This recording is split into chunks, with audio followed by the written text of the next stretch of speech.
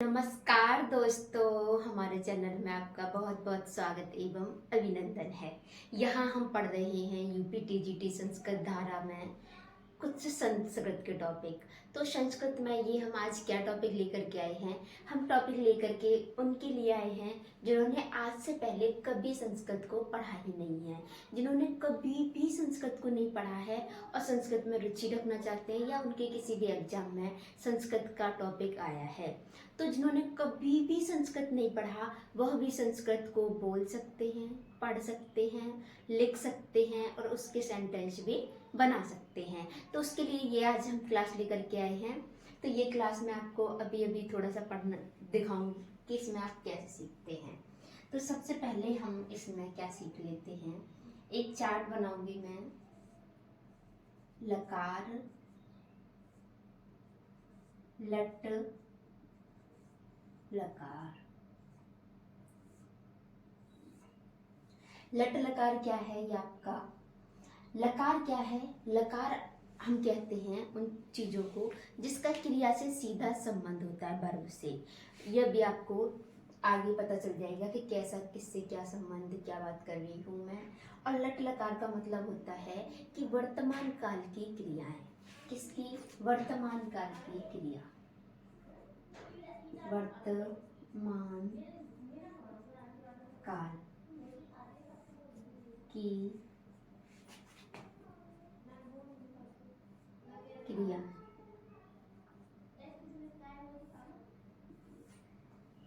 अब ये हमें इसमें हिंदी में आपके 2 वचन होते हैं लेकिन संस्कृत में 3 वचन होते हैं। कौन कौन से 3 वचन? एक वचन। एक वचन का मतलब आप जानते ही हैं, एक व्यक्ति। द्विवचन। द्विवचन का मतलब होता है 2 व्यक्ति। और 2 से अधिक आते हैं आपके बहुवचन में। किस में आते हैं? बहुवचन में। तो बहुवचन हमारे पास कितने वचन हैं? 3 वचन हैं, एक वचन, द्विवचन और बहुवचन। एक वचन, द्विवचन और बहुवचन। तो यहाँ तक हमें कोई समस्या नहीं है। इतना जिन्होंने कभी नहीं पढ़ा वो भी जानते हैं। एक वचन का मतलब होता है एक व्यक्ति, द्विवचन का मतलब होता है 2 व्यक्ति और बहुवचन का मतलब होता है 2 से अधिक व्यक्ति। इसके बाद हमारे पास संस्कृत में 3 पुरुष भी होते हैं। 3 पुरुष भी होते हैं। कौन कौन से? प्रथम पुरुष, प्रथम पुरुष, मध्यम पुरुष, मध्यम पुरुष और एक लास्ट उत्तम पुरुष। उत्तम पुरुष। इतनी सी बात हम कर लेते हैं। हमने 3 पुरुष दिए। कौन कौन से? प्रथम पुरुष, मध्यम पुरुष और उत्तम पुरुष। प्रथम पुरुष, मध्यम पुरुष और उत्तम पुरुष। कौन कौन से पुरुष? प्रथम पुरुष, उत्तम पुरुष और मध्यम पुरुष। इस तरीके से हमने एक चार्ट बना लिया। तो प्रथम पुरुष क्या है, मध्यम पुरुष क्या है और उत्तम पुरुष क्या है, ये जान लेते हैं। प्रथम पुरुष आपका हम बाद में पढ़ेंगे। सबसे पहले हम पढ़ लेते हैं मध्यम पुरुष। मध्यम पुरुष क्या है? तुम। तुम।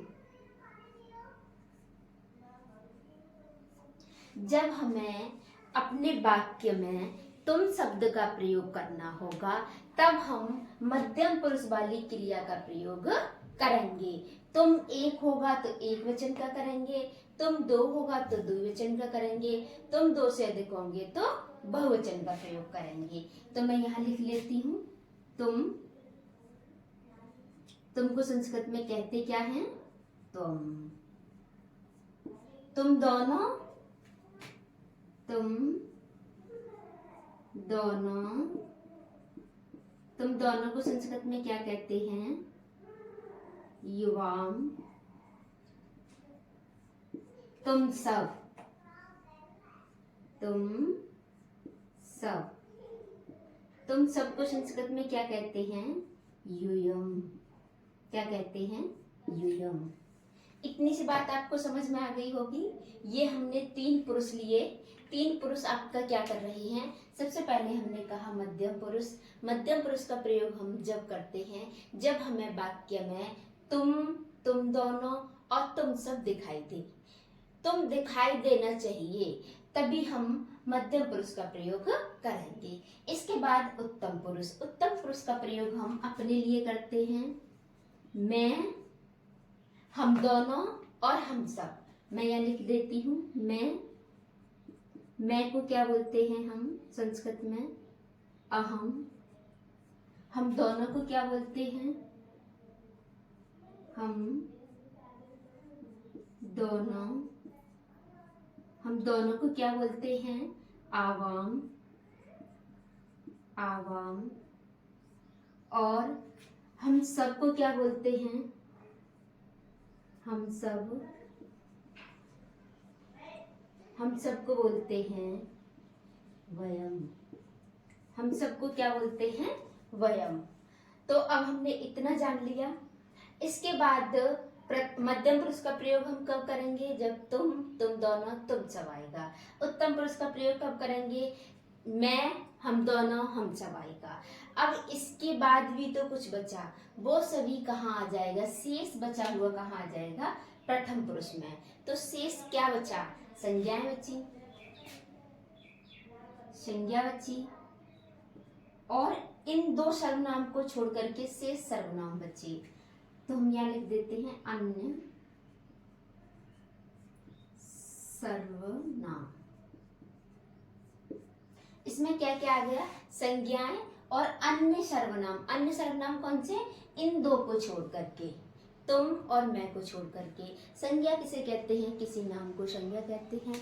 तो नाम सभी कहाँ आएंगे, प्रथम पुरुष में। सर्वनाम किसे कहते हैं, संज्ञा के स्थान पर प्रयोग किए गए नामों को हम सर्वनाम कहते हैं। जैसे तुम, मैं, यह, वह, यहाँ, वहाँ इत्यादि सभी क्या है, सर्वनाम है। तो तुम और मैं को तो हमने इन 2 स्थानों को दे दिया। 3 स्थान थे हमारे पास, प्रथम पुरुष, मध्यम पुरुष, उत्तम पुरुष। सबसे पहले हमने मध्यम पुरुष के लिए डिसाइड कर दिया कि मध्यम पुरुष हम तुमको दे देते हैं, तुम दोनों, तुम सब। उत्तम पुरुष मैं को दे देते हैं, मैं, हम दोनों, हम सब।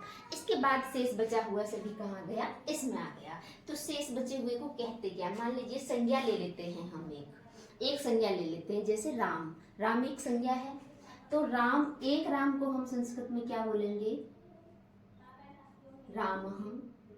2 राम को क्या बोलेंगे, रामौ। और 2 से अधिक राम को क्या बोलेंगे, रामा। ठीक है, इतना क्लियर है। या हम या बालक ले सकते थे, बालिका ले सकते थे, इत्यादि कुछ भी ले सकते थे हम। तो इतना हमने जान लिया, इतना हमको याद करना है। त्वम, युवाम, यूयम, अहम, आवाम, वयम। त्वम, युवाम, यूयम, अहम, आवाम, वयम। सबको जान लिया।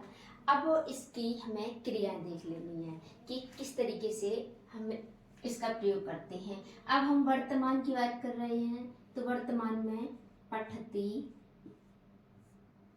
पठतः,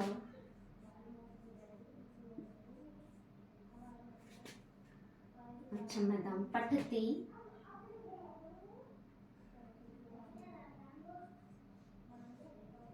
पठतः, पठन्ति, पठति, पठतः, पठन्ति, पठसि, पठसि, पठथः, पठत, पठत, पठामि, पठामि, पठावः, पठामः। अब हमें क्या करना है, हमने एक सेंटेंस बोला कि मैं पढ़ती हूँ, मैं पढ़ती हूँ, मैं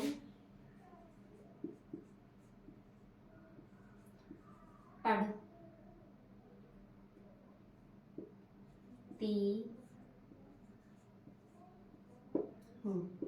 मैं पढ़ती हूँ, छोटा सा सेंटेंस है, मैं पढ़ती हूँ। अब हम इसे कैसे बनाएंगे? सबसे पहले हम देखेंगे कि यहाँ पर किस पुरुष का प्रयोग हुआ है। तो मैं वाला कौन सा पुरुष है? उत्तम पुरुष है। मैं को हम बोलते क्या है? अहम। अहम, इतना हमने लिख लिया। अब मैं आपका कौन सा वचन है? एक वचन है।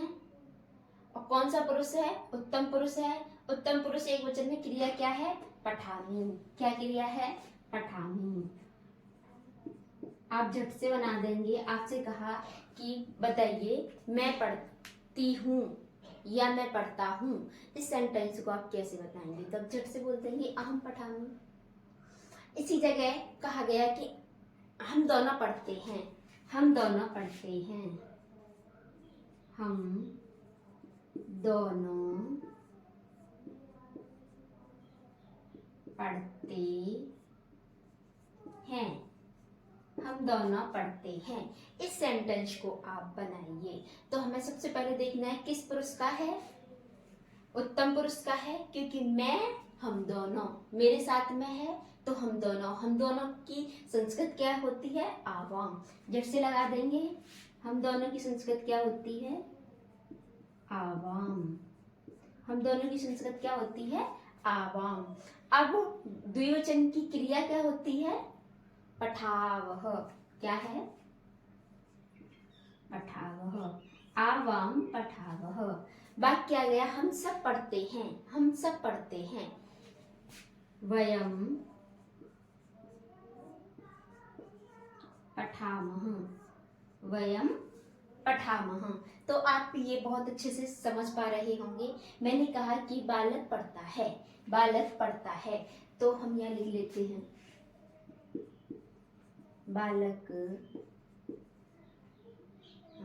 पढ़ता है। बालक पढ़ता है। तो बालक को हमें झट से देखना है कि बालक किस पुरुष का है? संज्ञा है, तो प्रथम पुरुष का है। तो बालक को हम कैसे करेंगे? पीछे विसर्ग लगाएंगे। बालकः। हमारे पास हमें ये देखना है कि कौन सा वचन है? एक वचन है, पठति। बालकः पठति। बालकः पठति। यही पर आया कि दो बालक पढ़ते हैं। बालकौ पठतः। बालकौ पठतः। क्या हो जाएगा? बालकौ पठतः। सेंटेंस आया तुम दोनों पढ़ते हैं। सेंटेंस आया तुम दोनों पढ़ते हैं। तुम दोनों पढ़ते हैं। तो तुम दोनों को क्या बोलते हैं? सबसे पहले हमें ये पता होना चाहिए। क्या बोलेंगे? युवाम। क्या बोलेंगे? युवाम। और क्रिया क्या होगी दो के लिए मध्यम पुरुष में? पठतः। युवाम पठतः। युवाम पठतः। तो मैं ये आशा कर रही हूँ कि आप इसे बहुत अच्छे से समझ गए होंगे। अब इसके लिए हमें इसे थोड़ा सा आगे बढ़ाना हो तो अब हमें क्या करना पड़ेगा? पहले तो हमें इसे थोड़ा सा याद करना पड़ेगा। क्या याद करना पड़ेगा? बालकः पठति, बालकौ पठतः, बालकाः पठन्ति। त्वं पठसि, युवां पठत, यूयं पठत, अहं पठामि, आवां पठावः, वयं पठामः। इतना क्लियर हो गया। सबसे पहली बात हो गई हमारी। इसी को यदि हमें भविष्यत काल में बोलना हो तो इसे हमें थोड़ा सा बदलना पड़ेगा। मैं इसी को भविष्यत काल की कर देती हूँ। मान लीजिए हमने कहा कि हम बालक पढ़ेगा, राम पढ़ेगा। भविष्यत काल में या पढ़ा था, तो इसके लिए हमें कम से कम 3 काल आने चाहिए। 3 लकार हमको आने चाहिए। 3 काल के लकार हमको आने चाहिए। कौन कौन से? वर्तमान, भूतकाल और भविष्यत काल। अभी अभी मैं आपको इसे भविष्यत में करके दिखा देती हूँ, फिर भूतकाल में करके दिखा दूंगी। तो अभी चलते हैं हम। यहीं पर क्या हो जाएगा? बहुत सिंपल सा है। पठिष्यति, पठिष्यतः, पठिष्यतः और पठिष्यन्ति। पठिष्यसि,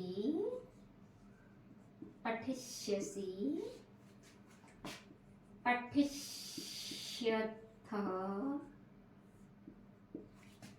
और पठिष्यथ।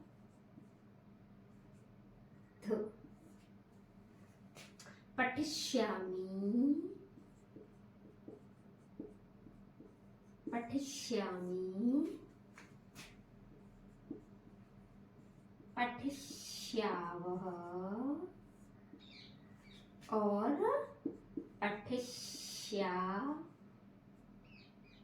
पठिष्यामः। हमने सेंटेंस बोला कि तुम पुस्तक को पढ़ोगे, तुम पुस्तक को पढ़ोगे, तुम पुस्तक को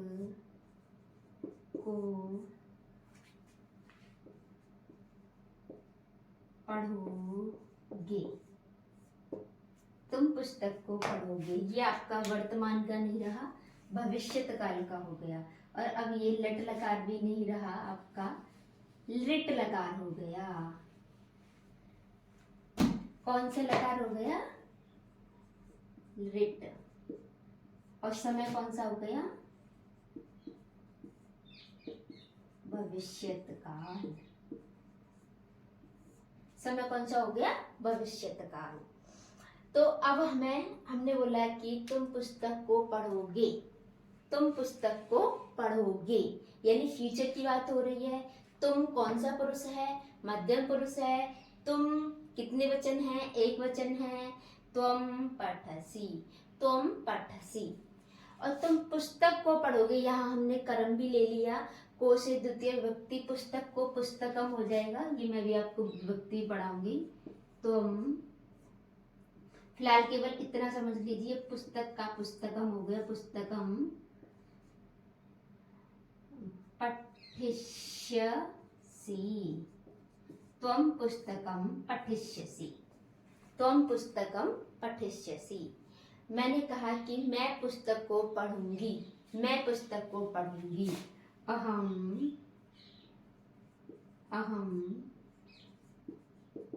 पुस्तकम पठिष्यामि, अहम पुस्तकम पठिष्यामि, अहम पुस्तकम पठिष्यामि।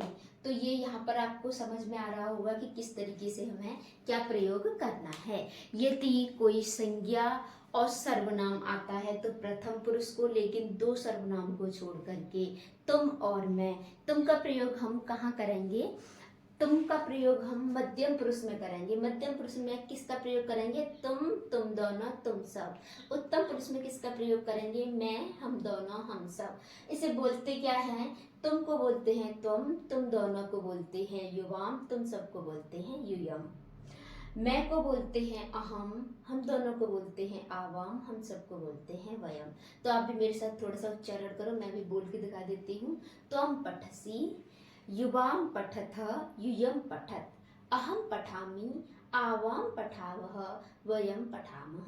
यहाँ प्रथम पुरुष यदि बोल के दिखाऊं तो रामः पठति, रामौ पठतः, रामाः पठन्ति, रामाः पठन्ति।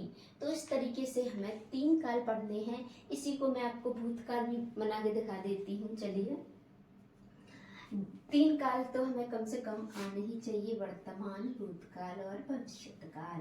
तो दो काल हम अब तक पढ़ चुके हैं। यहाँ तक मेरी उम्मीद है कि आप इसे भूलेंगे नहीं। थोड़ा सा आपको रिवाइज करना है, तो आप मेरे साथ रिवाइज करते जाएं। त्वम युवाम यूयम, अहम आवाम वयम। मुझे यही उम्मीद लग रही है कि आपको दिक्कत आएगी, तो त्वम युवाम यूयम, अहम आवाम वयम में ही प्रॉब्लम हो सकती है। लेकिन यदि आपने कभी भी थर्ड फोर्थ फिफ्थ में भी संस्कृत पढ़ी होगी तो सबसे पहले हमको टीचर यही चीज रटा देते हैं। त्वम युवाम यूयम, अहम आवाम वयम, सह तौ ते, यही चीज हमको पहले रटा देते हैं। तो इसे मैं भूतकाल का कर लेती हूँ। अपठत, अपठत, अपठताम, अपठताम। यदि आपको इसे लर्न करने में भी दिक्कत हो रही है तो मैंने इसे बहुत इजी तरीके से अपने चैनल पर यूपी टीजीटी संस्कृत धारा हमारे चैनल का नाम है, आप वहां पर जाएंगे तो वहां भी आपको बहुत इजी तरीके से पठ के धातु रूप पांचों लकारम है और पठ के धातु रूप अलग से भी आपको मिल जाएंगे। बहुत 2-3 मिनट में हमने उनको याद कराया है। अपठन, पठन, अपठः, अपठः, अपठतम, ठतम, अपठत, अपठत, अपठम, अपठम, अपठाव, अपठाव, अपठाम।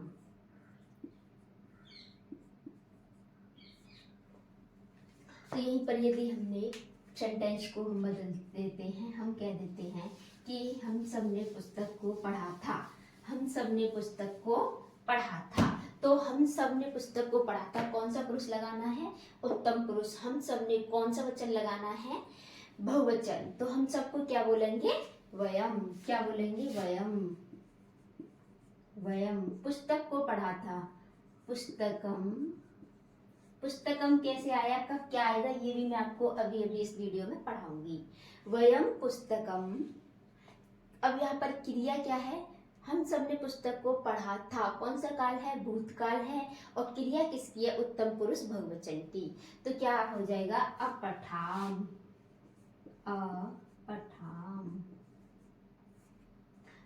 वयम पुस्तकम अपठाम। तुम सबने पुस्तक को पढ़ा था, तुम सबने पुस्तक को पढ़ा था। तुम सब मध्यम पुरुष, क्या हो जाएगा? यूयम, यूयम पुस्तकम क्या? अपठत, अपठत। यहीं पर यदि हलंत लगा दिया तो आपकी ये प्रथम पुरुष एक वचन की क्रिया हो जाएगी। हमने कहा कि हम दोनों ने भोजन को खाया। अभी क्रिया मैं केवल आपको यही पढ़ाऊंगी। हम दोनों ने पुस्तक को पढ़ा था, हम दोनों ने कौन सा वाला पुरुष आएगा? ये देखिए आप सबसे पहले कि हम दोनों ने कौन सा वाला पुरुष आएगा। तो हम दोनों ने उत्तम पुरुष आएगा। कौन सा वचन आएगा? द्विवचन आएगा। हम दोनों को बोलते क्या हैं? आवाम पुस्तकम। क्या किया था? पढ़ा था। अपठम, अपठाव, अपठाव। आवाम पुस्तकम अपठाव। तो मैं ये आशा कर रही हूँ, ये उम्मीद मैं कर सकती हूँ कि आपने बहुत अच्छे से ये सीख लिए होंगे तीनों कालों में। यदि आपको स्क्रीनशॉट लेना हो या इसे बार बार देखना हो तो आप इसे बहुत आसानी से देख सकते हैं। आप 2 से 3 बार यदि इसे देख लेंगे तब भी आपको ये याद हो जाएगा। अब आपको थोड़ी सी चीज़ें जाननी है, वो मैं आपको भी यहाँ लिख के दिखा देती हूँ। ये कहाँ लिखना चाहिए? चलिए मैं इसे इरेज कर देती हूँ, थोड़ा स्थान की थोड़ी सी कमी पड़ेगी।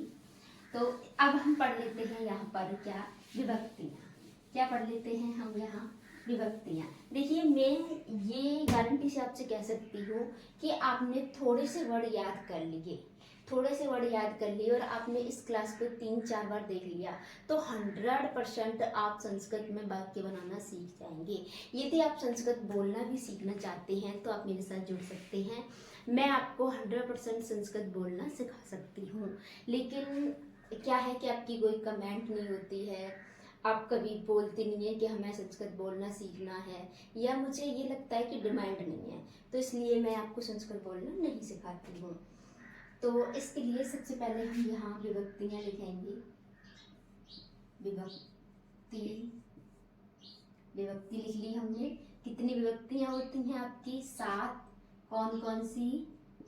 प्रथमा। आपने पहले भी ये सारी चीज़ें बहुत अच्छे से पढ़ी होंगी। प्रथमा, द्वितीया, तृतीया, चतुर्थी, पंचमी, षष्ठी, सप्तमी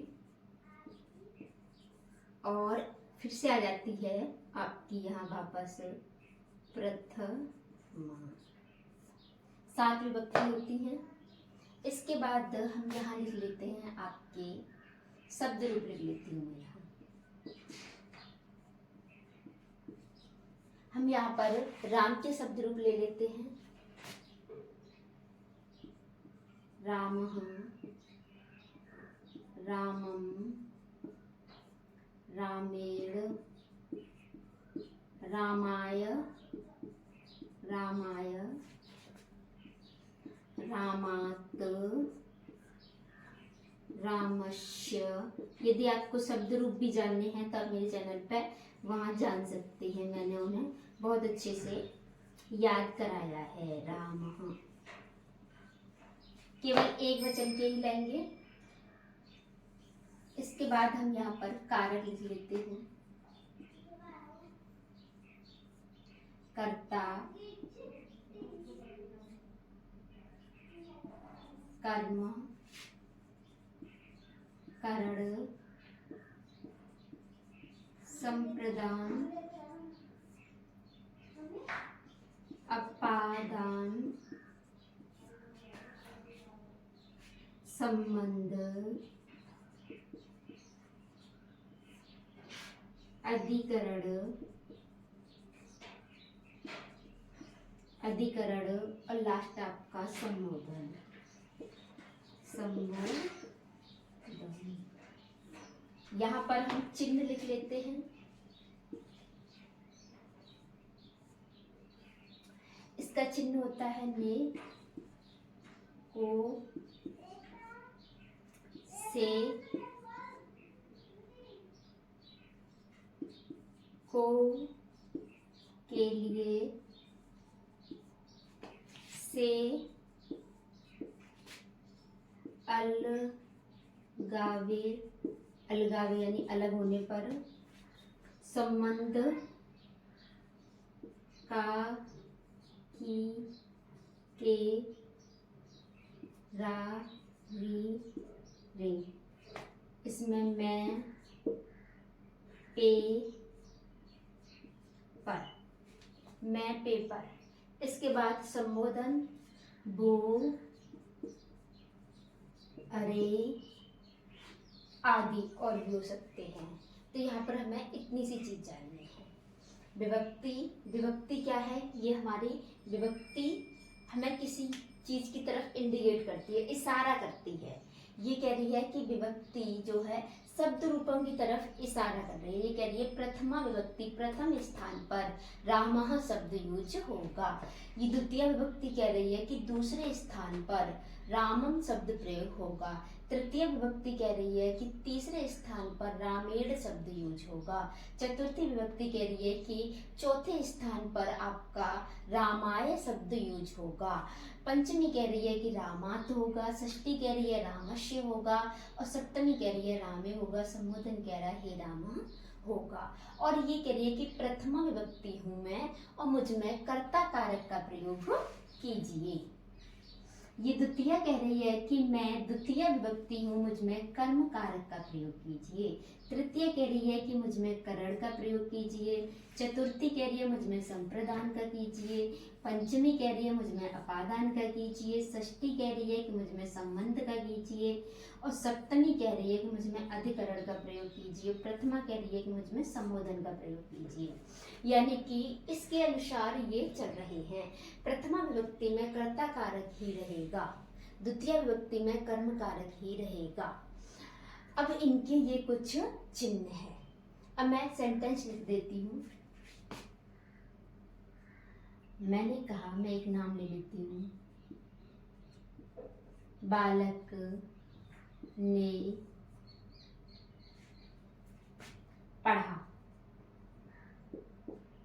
बालक ने पढ़ा। ठीक है, बालक ने पढ़ा, मैंने ये सेंटेंस ले लिया। अब हमें ये सेंटेंस कैसे बनाना है, ये देखना है। तो सबसे पहले हमें देखना है कि ये जो बालक है ये कौन से कारक में आता है। तो बालक हमारा ने से हमें पता चल रहा है कर्ता कारक, और कर्ता कारक में प्रथमा विभक्ति लगती है, और प्रथमा विभक्ति कहती है कि ये शब्द रूप होता है। तो बालक का हम क्या कर देंगे, बालकः। अब हमें क्या देखना है, अब हमें देखना है कि ये बालक है ये कौन से पुरुष और कौन से वचन का है, जो मैंने अभी अभी आपको पढ़ाया था। तो ये प्रथम पुरुष का है क्योंकि संज्ञा है और एक वचन है। तो क्या हो जाएगा, पठति हो जाएगा। बालक ने पढ़ा, बालकः पठति। क्लियर है इतना। इसके बाद हम दूसरा सेंटेंस लेते हैं। बालक ने पुस्तक को पढ़ा। बालक ने पुस्तक को पढ़ा। तो यहाँ पर बालक ने, बालक कौन है, करता है। तो बालक को हम कैसे लिखेंगे, बालकः। बालक को कैसे लिखेंगे, बालकः। पुस्तक को पढ़ा। तो यहाँ पर पुस्तक को कौन सा कारक है, कर्म कारक। कर्म कारक में कौन सी विभक्ति लगती है, द्वितीया। द्वितीय विभक्ति का रूप क्या होता है, रामम। तो हम पुस्तक को क्या कर सकते हैं, पुस्तकम। पुस्तकम, पुस्तकम। क्या कर रहा है, पढ़ रहा है। कौन सा पुरुष है, कौन सा वचन है, प्रथम पुरुष, और आपका एक वचन है, पठति। इतना आपको समझ में आ रहा होगा। अब हम नेक्स्ट सेंटेंस लेते हैं। बालक ने मुख से पुस्तक को पढ़ा। बालक ने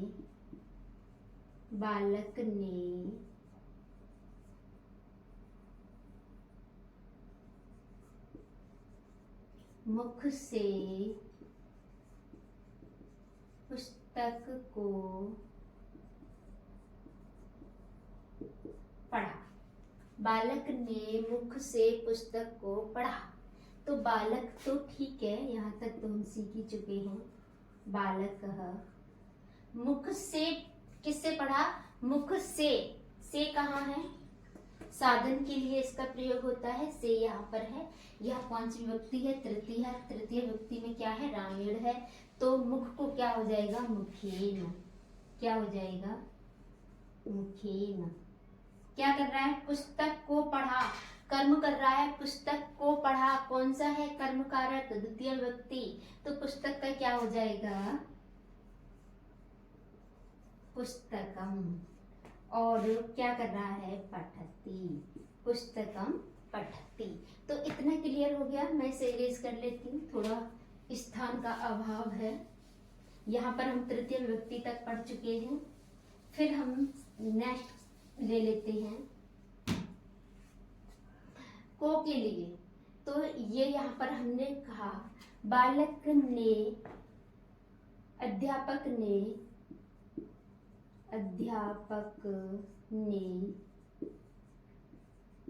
बालक के लिए पुस्तक को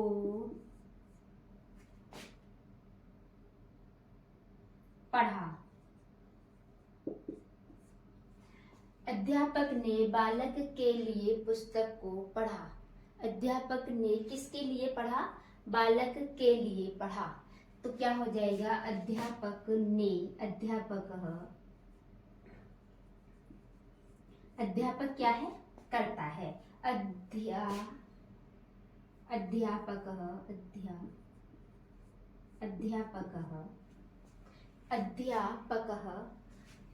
अध्यापक ने बालक के लिए, किसके लिए पढ़ा, बालक के लिए। तो यहाँ पर के लिए कहाँ है, आपकी संप्रदान कारक है, चतुर्थी विभक्ति है। बालक का क्या हो जाएगा, बालकाय। किसके लिए पढ़ा, बालकाय। क्या किया, पुस्तक को पढ़ा। बालकाय पुस्तकम पठति। अध्यापकः बालकाय पुस्तकं पठति। अध्यापक बालक के लिए पुस्तक को पढ़ता है। अध्यापक क्या कर रहा है? बालक के लिए पुस्तक को पढ़ता है।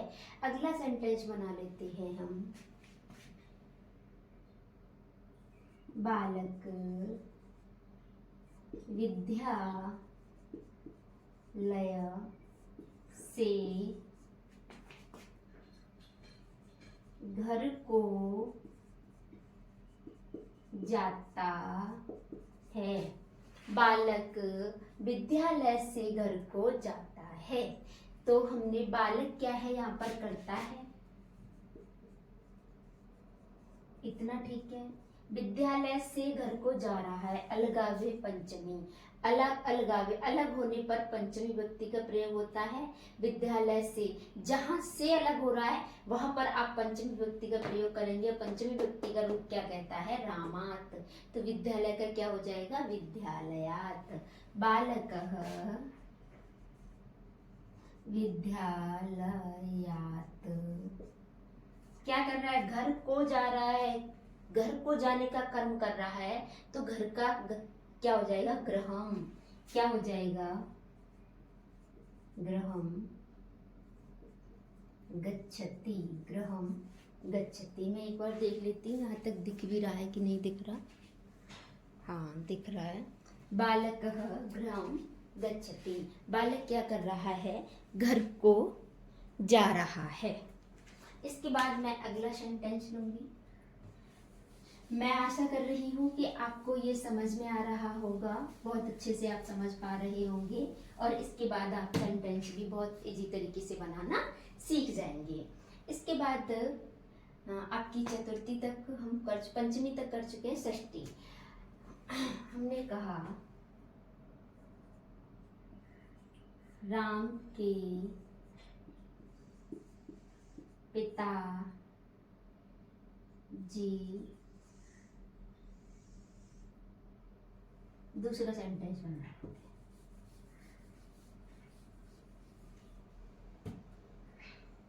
हमने कहा बालक की माता है। बालक की माता है। तो यहाँ पर आपको क्या दिख रहा है? बालक की माता है। तो किसकी माता है? बालक की। तो ये यहाँ कहाँ दिख रहा है? का, की, के, रा, री, रे। तो यहाँ पर संबंध, और संबंध में षष्ठी विभक्ति, और जिसका संबंध बता रहे होंगे उसमें लगाएंगे। तो किसकी माता है? बालक की माता है। तो बालक का क्या हो जाएगा? बालकस्य माता अस्ति। बालकस्य माता अस्ति। इसके बाद हम आगे आ जाते हैं। हमने कहा बालक विद्यालय में पढ़ते हैं। बालक विद्यालय में पढ़ते हैं। विद्यालय में पढ़ते हैं। तो यहाँ पर बालक क्या है? करता है। और किस वचन के हैं? बहुवचन के हैं। तो हम बालक को क्या लिखेंगे? बालकाः। क्या कर रहे हैं? विद्यालय में पढ़ रहे हैं। मैं पेपर, अधिकरण, आधारो अधिकरणम, आधार में अधिकरण, और अधिकरण में सप्तमी विभक्ति, सप्तमी में रामे। तो यहाँ पर विद्यालय का क्या हो जाएगा? विद्यालय। क्या हो जाएगा? विद्यालय। क्या कर रहे हैं? विद्यालय में पढ़ रहे हैं। बहुवचन की क्रिया लगेगी पठन्ति। पठन्ति। तो यहाँ और संबोधन आपका रिस्पेक्ट के लिए प्रयोग होता है। तो यहाँ मैं आशा कर रही हूँ कि आप इन कारकों को बहुत अच्छे से समझ गए होंगे। एक बार मैं इसकी डेफिनेशन थोड़ा सा आपको बता देती हूँ और इसे एक्सप्लेन करने की कोशिश करती हूँ। देखिए, ये कारकों को मैं एक्सप्लेन करूँगी। कर्ता कारक यानी कि जो व्यक्ति काम करने वाला है वही आपका कर्ता है। कर्म जो कर्ता अपनी इच्छा से जिस काम को करता है वही कर्म है। जैसे बालक विद्यालय को जाता है, बालक की इच्छा है कि वो विद्यालय को नहीं जाए, विद्यालय न जाकर के वो खेलने लग जाए। बालक खेलने को जाता है तो यहाँ पर कर्ता की इच्छा है कि वो क्या कर्म करे, तो कर्ता जिस काम को करता है वही कर्म है। करण, करण क्या है? हेल्पिंग ही क्या है? करण है। जैसे किसी चीज का साधन अपने काम को करने के लिए करता अपने काम को करने के लिए जिस साधन का प्रयोग करता है वही करण है। जैसे मैं बोलने के लिए अपने मुख का प्रयोग कर रही हूँ, तो मैंने वाक्य को बोलने के लिए मुख का प्रयोग किया, तो हम कहेंगे अहम मुखेन वाक्यम वदामि। मैंने लिखने के लिए हाथ का प्रयोग किया, अहम हस्तेन लिखामि। तो यहाँ पर जिस चीज़ से हमने हेल्प ली, अपने काम को लिखने के लिए हमने किसकी हेल्प ली? हाथ की हेल्प ली। मैंने बाकी को बोलने के लिए किसकी हेल्प ली? मुंह की हेल्प ली। बालक पैरों से चलता है, चलने के लिए उसने पैरों की हेल्प ली। तो ये सब क्या है? ये सब करण है। इसके बाद संप्रदान। संप्रदान में को के लिए संप्रदान होता है आपका सम माने अच्छा और प्रदान माने देना, अच्छी प्रकार से भली भांति से किसी चीज को देना। तो मैंने वाक्य लिखा था कि बाल अध्यापक के लिए अध्यापक बालक के लिए पढ़ाता है, तो वहाँ पर वो उसे पढ़ाने का काम कर रहा है, तो वो उसे कुछ दे रहा है। जब देने के लिए प्रयोग हो तो वहाँ पर चतुर्थी विभक्ति संप्रदान कारक का प्रयोग होता है। इसके बाद अपादान। अपादान अलगावे अपादान, जब दो चीजें अलग अलग होती हैं, जैसे पेड़ से पत्ते गिरते हैं। बालक घर से विद्यालय को जाता है, जब वो कोई चीज अलग हो रही होती है तो जहाँ से अलग होती है उसमें हम क्या करते हैं? अपादान कारक पंचमी विभक्ति का प्रयोग करते हैं। जैसे पेड़ से पत्ता गिरता है, वृक्षात पत्रम पतति, पेड़ों से पत्ते गिरते हैं, तो यहाँ पर आप बहुवचन का प्रयोग करेंगे। इसके बाद संबंध। संबंध आपका कोई कारक नहीं है। षष्ठी से मैं इतना ज्यादा विस्तार में नहीं जाऊंगी। का, की, के, रारी, रे, नानी ने भी यहाँ पर होता है, नानी ने। तो ये वर्ड यदि दिखाई दें तो आपको यहाँ पर संबंध का प्रयोग करना है, जिसके शब्द रूप क्या है? जैसे रामस्य है, तो हमने जैसे बोला था बालक की माता बालक की माता है, तो बालकस्य माता अस्ति। श्याम की माता राधा है, तो श्यामस्य माता राधा अस्ति। इस तरीके से यह मेरी पुस्तक है, एतत् मम पुस्तकम अस्ति। मतलब मेरा ये है कि संबंध जो कारक है आपका, संबंध जो कारक है, जब दो चीजों में आपस में संबंध होता है, जैसे यह मेरी है, यह मेरी घड़ी है, मम घटी अस्ति, यह मेरी वर्ड लेखनी है, ये मेरा है, ये घर मेरा है, यह उसका है, यह मेरी माता है, यह उसका घर है, वह उसका रास्ता है, वह उसका विद्यालय। इस तरीके के संबंध वाले प्रयोग आपका षष्ठी विभक्ति में प्रयोग होते हैं। अधिकरण, आधार और अधिकरण, जहाँ पर आधार हो वहीं पर अधिकरण का प्रयोग होता है। जैसे मैं पेपर, मैं विद्यालय में पढ़ता हूँ, वह छत पे बैठा है, वह विद्यालय पर खेलता है, वह पेड़ पर खेलता है, बंदर पेड़ पर खेलता है। मतलब कोई चीज किसी चीज से चिपकी हुई हो, टिकी हुई हो, आधार में हो, उसी में हम अधिकरण का प्रयोग करते हैं। जैसे मैंने आपको सेंटेंस बताया ही था, बालक विद्यालय पठन्ति, बालक विद्यालय में पढ़ते हैं। तो अब आपको कोई कंफ्यूजन नहीं हो रही होगी, हम इनको थोड़ा सा रिपीट कर लेंगे याद करने के लिए। रामः रामम रामेण, इस तरीके से आप याद कर लेंगे। मैंने अपनी क्लासेज में भी बहुत अच्छे से याद करा रखा है इनको। रामः रामम रामेण इति प्रथमा द्वितीया तृतीया, रामाय रामात् रामस्य इति चतुर्थी पंचमी षष्ठी, रामे हे राम इति सप्तमी संबोधन। इति को छोड़ करके मैं इस क्रम से याद करूंगी तो इस तरीके से हम कर सकते हैं। रामः रामम रामेण, रामाय रामात् रामस्य, रामे हे राम। एक और बार मैं रिपीट करके अपनी वाणी को विराम देना चाहूंगी क्योंकि मेरा भी थोड़ा सा गला खराब है। रामः रामम रामेण, रामः रामम रामेण, रामाय रामात् रामस्य, रामे हे राम। रामः रामम रामेण, रामाय रामात् रामस्य, रामे हे राम। तो बस इसी के साथ मैं अपनी वाणी को विराम देना चाहूँगी। टाइम भी बहुत हो गया होगा शायद। और यदि आपको ये क्लास पसंद आती है और आप और भी आगे पढ़ना चाहती हैं, जैसे मान लीजिए अभी हमने एक वचन को यहाँ पर पढ़ा, शब्द को, द्विवचन को पढ़ेंगे, बहुवचन को पढ़ेंगे, और इसके अलावा ये हमने पुल्लिंग के पढ़े, जैसे स्त्रीलिंग के भी पढ़ेंगे, इकारांत उकारांत इत्यादि को हम आगे पढ़ते चलेंगे। तो यदि आप इस तरीके की क्लास चाहते हैं, आपको इस क्लास से कोई भी हेल्प मिली है, ये क्लास आपकी CTET के लिए हो सकती है, UP टेट के लिए हो सकती है, TGT के लिए हो सकती है, PGT के लिए हो सकती है, जहाँ भी आप संस्कृत का एग्जाम दे रहे हैं या आप क्लास में संस्कृत पढ़ रहे हैं, मैं ये कहूँगी कि ये बेसिक भी है और जो है ये विस्तार भी है, मतलब ये आपका छोटी से बड़ी तक की क्लास है। तो बस मैं इसी के साथ में अपनी वाणी को विराम देना चाहूँगी। आप भी सोच रहे होंगे कि मैं कुछ ना कुछ बोलती ही रहती हूँ। नमस्कार, धन्यवाद।